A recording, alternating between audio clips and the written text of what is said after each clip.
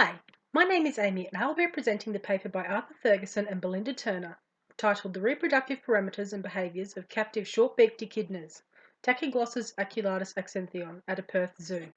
Monotremes, specifically Tachyglossus aculeatus or the short-beaked echidna, have fascinated and amazed researchers since their discovery by George Shaw in 1792. Despite the ubiquity, there is little research done on these amazing creatures who display features of both mammals, reptiles and birds. As of 2011, the Zoo and Aquarium Association declared that there were a total of 105 individual echidnas housed in captivity around the world, with 79 of these being housed in Australia. Prior to this study being conducted in 2007, there were a total of 20 birds in international zoos, and their echidna was first displayed in a London zoo in 1845. Unfortunately, fewer than half of these echidnas have made it past 1 year of life. Turner and Ferguson took 6 wild echidnas, watched and tested them beforehand to ensure that 3 males and 3 females were present and sexually mature. They were placed into pairs and encouraged to breed in a captive environment while recording the data and CCTV footage, external temperature data loggers and keeper observation.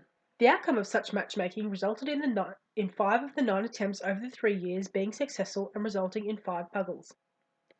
The actual results in this study are few and far between.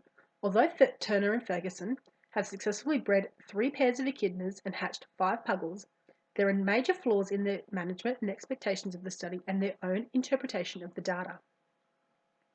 The first issue, and I think the most important issue with this study overall, is the sampling size of echidnas used. The 3 pairs of echidnas used to determine the mating behaviours of echidnas is not a sizable enough group to be able to draw such conclusions. The second issue is the courtship and mating rituals that have been described.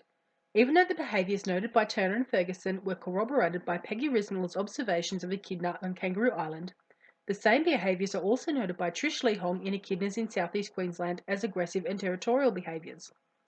However, Turner and Ferguson have completely forgotten or lacked research in the possibility that what they were seeing was in fact aggression and assumed it was courtship and mating rituals.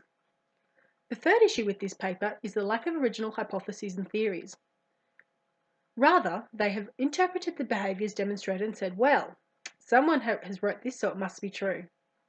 It does not display enough forward, unbiased and out-of-the-box hypothesising and analysing. Although nothing new was actually discovered in this study, due to lack of research and knowledge on these animals, all new studies go a long way to improving the breeding tactics and husbandry techniques and lay the groundwork for future researchers and scientists to build and improve in the future.